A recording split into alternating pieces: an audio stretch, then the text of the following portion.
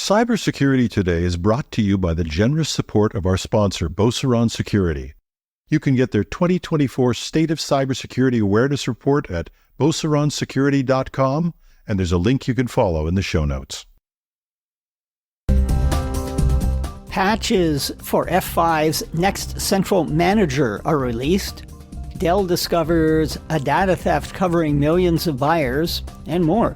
Welcome to Cybersecurity Today. It's Friday, May 10th, 2024. I'm Howard Solomon, contributing reporter on cybersecurity for TechNewsDay.com.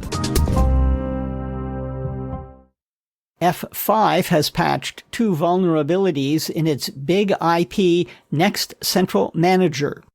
These vulnerabilities can give attackers full administrative control over the management application.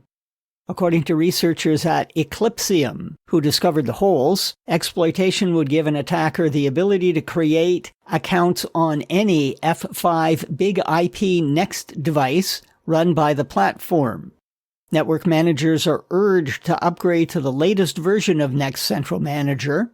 The Big IP Next line of products is the latest generation of F5 application delivery controllers. Dell Technologies is notifying millions of customers that some of their personal information was stolen. According to SecurityWeek.com, the data copied includes buyers' names, physical mailing addresses, and information on products purchased. It does not include financial or payment information, email addresses, or phone numbers, the company said. Cloud gateway provider Zscaler says only an isolated IT test environment on a single server was affected by a recent cyber breach. Neither its customer, product, nor corporate IT environments were affected, the company says.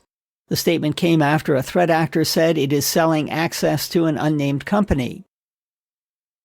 Dozens of companies, including BlackBerry, Cisco Systems, CrowdStrike, HP, Microsoft, Palo Alto Networks, Sophos, and Trend Micro have signed a voluntary pledge to make their software and services secure by design.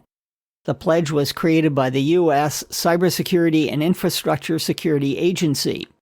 Signees promise to make good faith efforts to work towards 7 goals.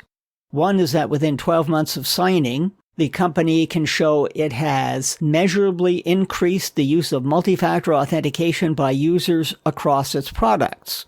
For example, by enabling MFA by default. Another goal is showing progress in reducing the number of default passwords in products. Other goals are showing a measurable reduction in the number of software vulnerabilities in products, showing a measurable increase in the installation of patches by customers, and a measurable increase in the ability of customers to gather evidence of intrusions affecting their products. Another American hospital chain has been hit by a cyber attack. Ascension, which has 140 hospitals in 19 states and the District of Columbia, said it detected unusual activity on certain of its IT systems from a cybersecurity event. As a result, access to some IT systems has been interrupted, and some clinical operations have been affected. Wichita TV station KWCH says some operations had to be stopped at the Ascension Hospital in the Kansas City. Separately, the city of Wichita is dealing with a cyber attack that forced the municipality to temporarily turn off its IT network. According to the news site The Record, the Lockbit ransomware gang is taking credit for the attack, which has forced the police and fire departments to resort to using paper to create reports. Western Canadian pharmacy and retail chain London Drugs has reopened all of its 79 stores following a cyber attack last month. However, it's still unable to fill new prescriptions. Company president Clint Malman said so far there is no evidence any customer databases were compromised. The province of British Columbia is investigating what it called sophisticated cybersecurity incidents it discovered on government IT networks. I emailed the Premier's office Thursday asking for comment. No response was received by the time this podcast was recorded Thursday afternoon. The Vancouver Sun says the incident was related to an order last week to all provincial employees to change their passwords. Finally, Sunday is International Anti-Ransomware Day. Your organization has to fight ransomware and other cyber attacks every day, but this is a reminder to mount a thorough and vigorous cyber defense at your firm. That means having an inventory of all hardware and software assets so you can create a patching program.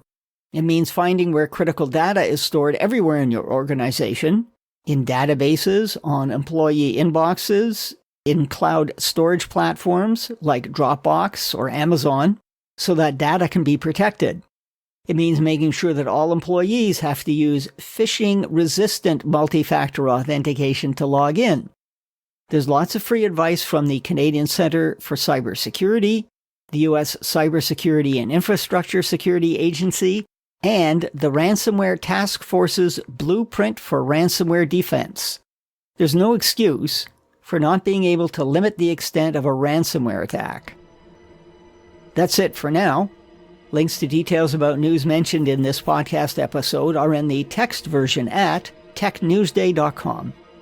Follow Cybersecurity Today on Apple Podcasts, Spotify, or add us to your flash briefing on your smart speaker. Thanks for listening. I'm Howard Solomon.